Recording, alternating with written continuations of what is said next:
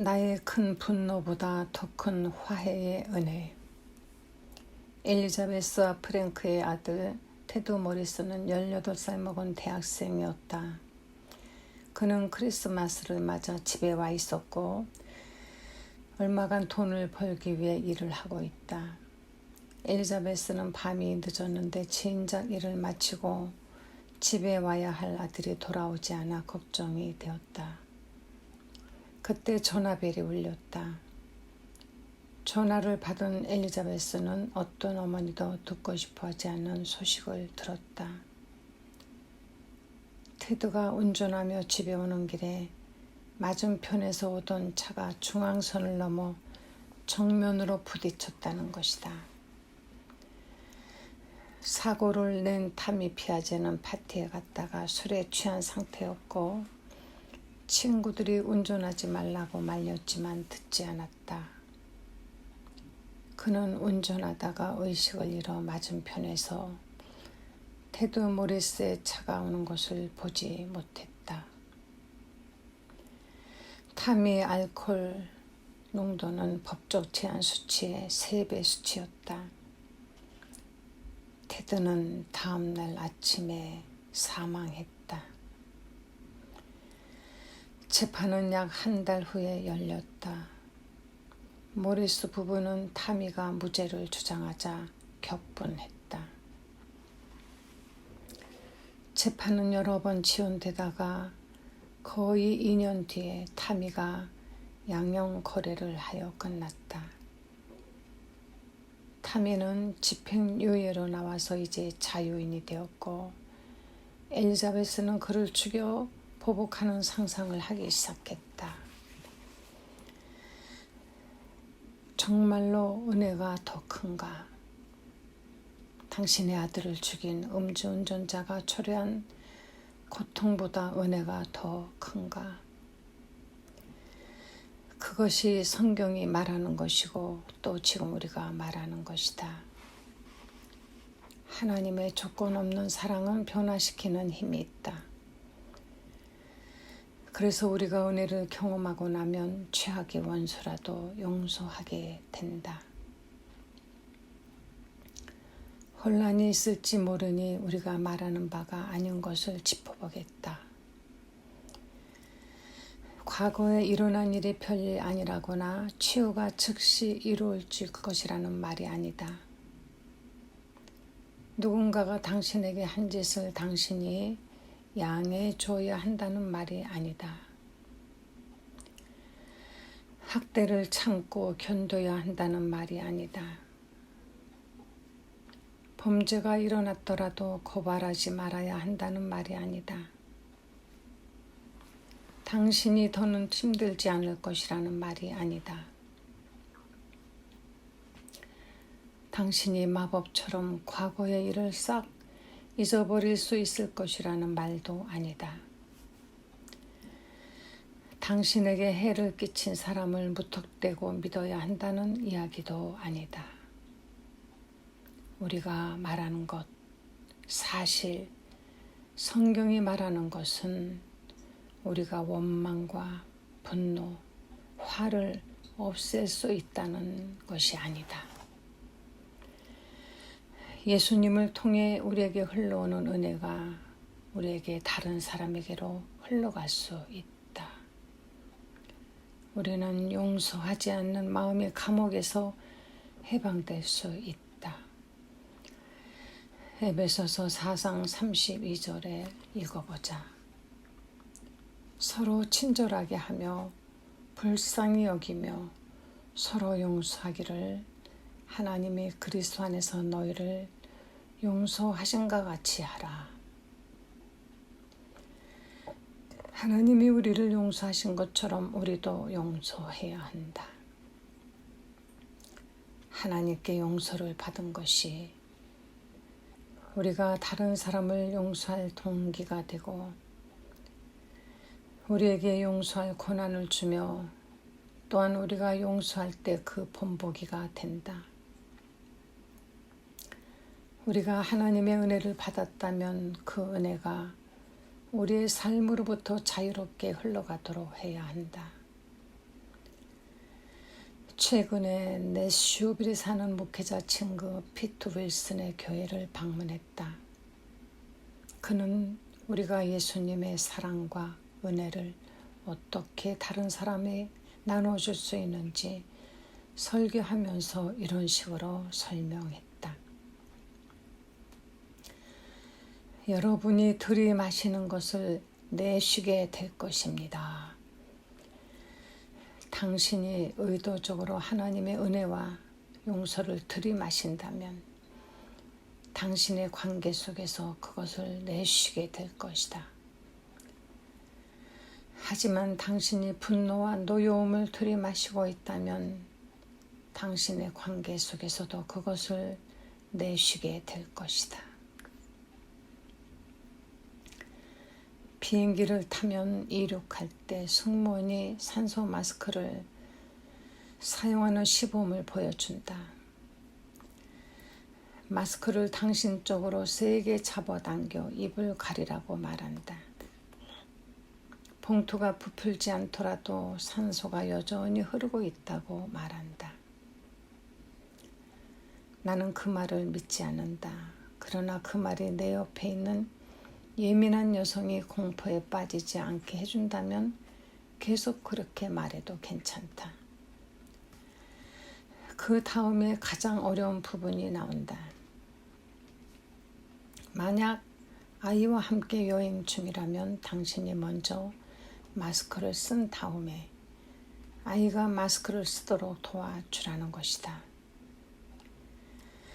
아버지로서 만약 내 자녀가 숨을 쉴 수 없다면 나는 나 자신을 챙기기 전에 그 아이들로부터 도와주고 싶을 것이다. 그것이 부모의 본능이다. 그러나 쉽지는 않지만 내가 먼저 숨을 쉬게 하는 것이 필요한 일이라는 걸 안다. 내가 숨을 못 쉬면 아이에게 어떤 도움도 줄 수 없기 때문이다. 생명을 주는 하나님의 은혜와 용서와 평안과 기쁨의 산소를 들이마시는 일도 마찬가지다. 당신은 그것을 자녀들에게 주고 싶어하며 당신이 보살피는 사람들이 들이마시기를 바란다. 하지만 당신이 먼저 그것을 들이마시지 않는다면 그렇게 도와줄 수 없을 것이다. 우리 자신이 하나님의 은혜를 들이마시고 있는지 확인하고 의도적으로 들이마시도록 해야 한다. 만일 당신이 분노와 원통함과 싸우고 있다면 매일 이 이미지를 생각해 보도록 권면해도 되겠는가? 당신이 먼저 하나님의 은혜의 산소를 들이마셔야 당신의 주변 사람들도 들이마시게 할 수 있을 것이다. 당신이 하나님의 은혜를 들이마실 때 하나님은 당신이 다른 사람들에게 어떻게 용서하기를 원하시는지 가르쳐 주실 것이다. 이 장에서 우리가 이야기할 은혜와 용서의 수준이 지금은 불가능해 보이겠지만 하나님의 은혜가 당신에게 더 많이 흘러가면 더 많은 은혜가 당신에게서 흘러나올 것이다.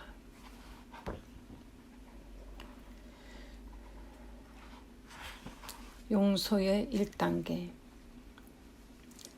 용서를 3단계로 생각해 보자. 그 첫 단계는 억울함과 분노와 노여움을 버리는 것이다. 당신의 벽장을 청소하고 더 이상 과거에 누군가가 한 말이나 행동 때문에 분노와 반감을 품고 살지 않겠다고 결심하는 것이다. 그 모든 감정이 사라질 것이라는 뜻은 아니다. 전혀 그렇지 않다. 다만 그런 감정들이 밀려올 때 그것을 몸에 두르지 않을 거라는 뜻이다. 당신은 그 감정들을 버릴 것이다. 1단계 용서의 문제는 전혀 당신이 누군가를 용서하는 것처럼 느껴지지 않을 거라는 데 있다. 어쩌면 당신은 앞에 몇 장을 읽으면서 다르게 느끼려고 노력했을지도 모른다. 당신 자신에게 이렇게 말했을 것이다. 나는 용서하기 원한다.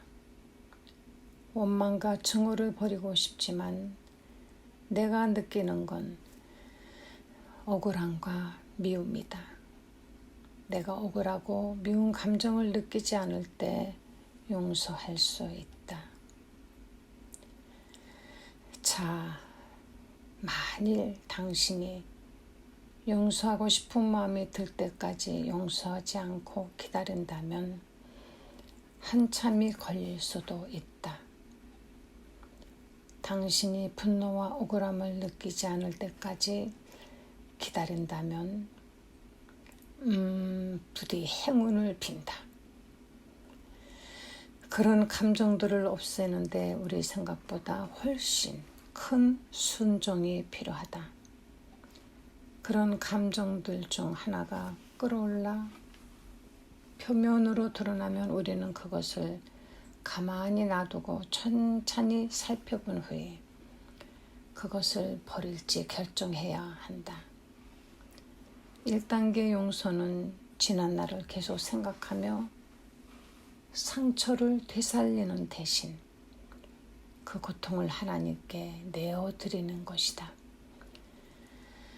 우리가 당한 일들을 떠올리지 말고 우리를 위해 행해진 일들에 초점을 두기로 결정하는 것이다. 용서의 2단계. 용서의 두 번째 단계도 우리가 이야기했던 것인데 상처를 놓아준다기보다는 당신에게 상처 준 그 사람을 놓아주는 것이다. 그것은 빚을 탕감해 주기로 선택하는 것이다. 당신은 보복할 권리를 포기한다. 그리고 그 사람에게 보복하는 대신 그들을 위해 기도하기 시작한다. 그것은 당신이 그 사람의 죄의 결과를 떠안고 사는 것을 받아들인다는 뜻일 수도 있지만 그 사람의 잘못을 바로잡거나 어떤 식으로든 잘못에 대해 보상해 주기를 더 이상 기대하지 않는 것이다. 조이스 마이어라는 작가가 TV에 나와서 이야기하는 걸 본 적이 있을지 모르겠다. 제 대신 화관을 이라는 책에서 그녀는 아주 어릴 때부터 아버지가 그녀를 성추행하기 시작했다고 이야기했다. 그것은 국강간으로 변했다. 조이스는 보수적으로 추정해도 18살이 되기 전에 아버지가 그녀를 강간한 것이 200번이 넘는다고 말한다. 한때 그녀는 어머니에게 가서 아버지가 한 일을 이야기했다. 하지만 아무 일도 일어나지 않고 아무것도 달라지지 않은 걸 보면 어머니는 그녀를 믿지 않았거나 아니면 너무 두려워서 아무 조치도 취하지 않았던 것이다.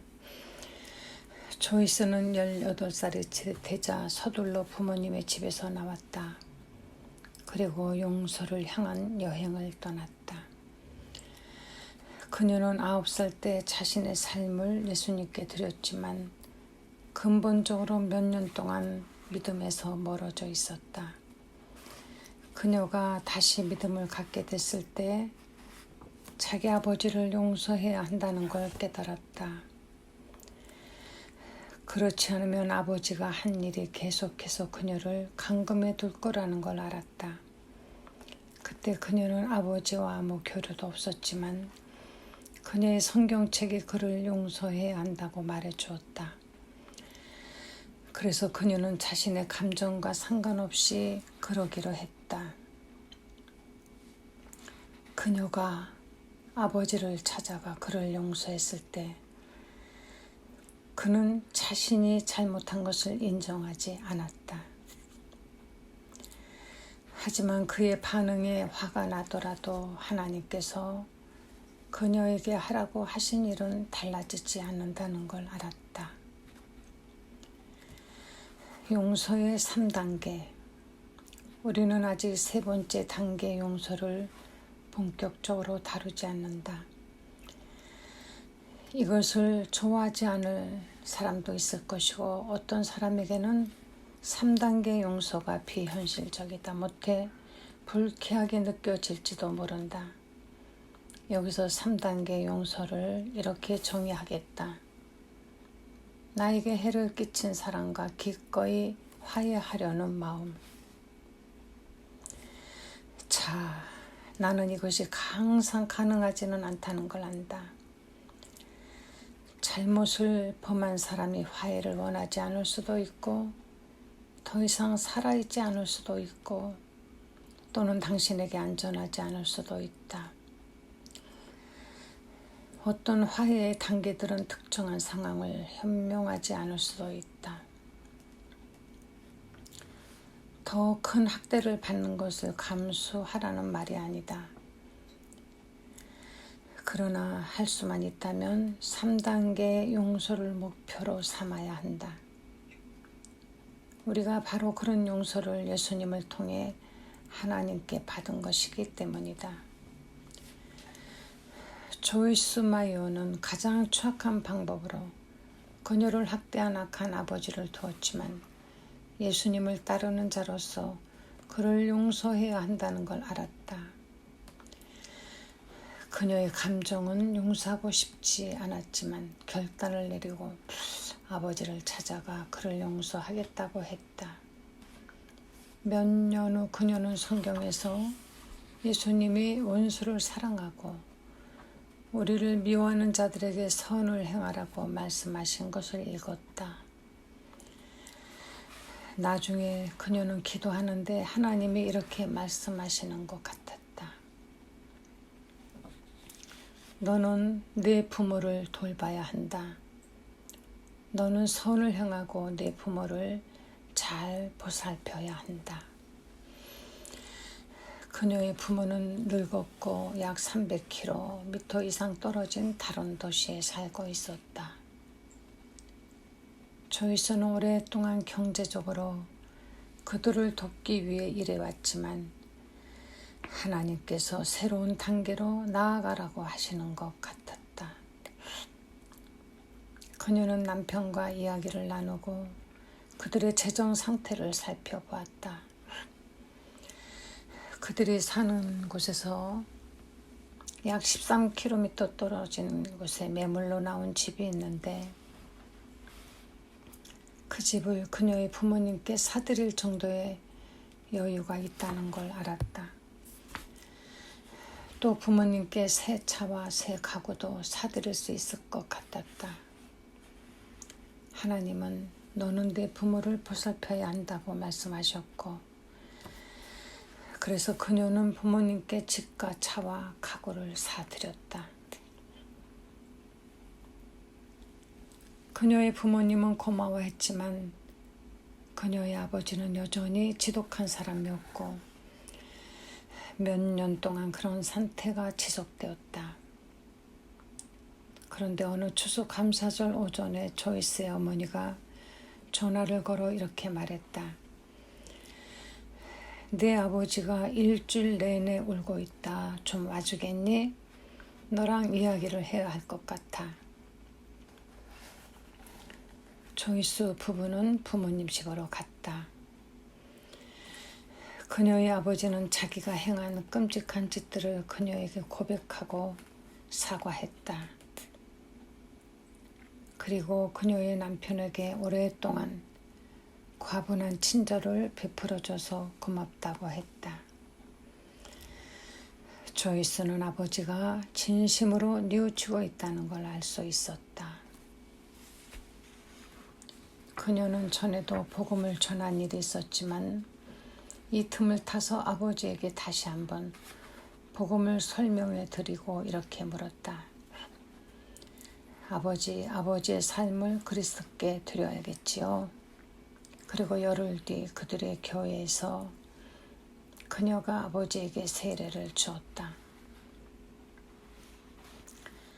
조이스가 아버지에게 보여준 은혜는 말도 안 되는 것처럼 보일 수 있지만 우주의 하나님께서 우리에게 베푸신 은혜만큼 말이 안 되겠는가? 성경은 하나님이 우리를 용서하신 것처럼 우리도 용서해야 한다고 말한다. 하나님이 우리를 용서하셨을 때 나는 너를 용서하지만 우리는 관계를 맺을 수 없다. 즉, 나는 너의 죄를 너에게 돌리지 않을 것이나 우리는 서로 아무 관계도 없을 것이다. 너는 내 길을 가라. 나는 내 길을 갈 테니 라고 말씀하지 않으셨다. 하나님이 우리를 용서하실 때는 우리의 죄에도 불구하고 우리와 화해하신다.